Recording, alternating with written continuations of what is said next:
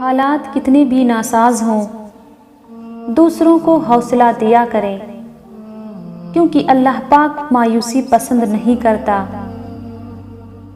नफ़रत एक ऐसा मुर्दा है जिसे लोग अपने दिलों में रखकर दिलों को कब्रिस्तान बना देते हैं। कामयाब लोग तो वही होते हैं जो सर को आसमान की जानिब शिकवे के लिए नहीं बल्कि अल्लाह का शुक्र अदा करने के लिए उठाते हैं।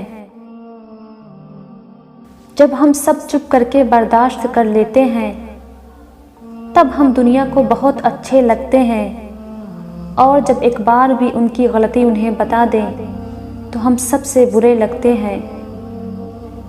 अल्लाह जब देने पर आता है तो वो भी दे देता है जिसका मिलना तुम्हें दुआ में भी मुमकिन नहीं लगता।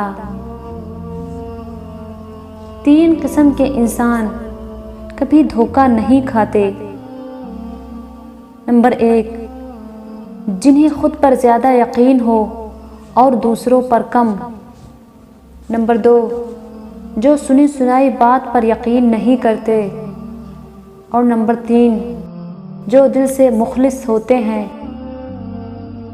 हज़रत अली रज़ियल्लाहु अन्हु ने फरमाया, दौलत की नुमाइश वही लोग करते हैं जिनके पास दौलत के सिवा और कुछ नहीं होता।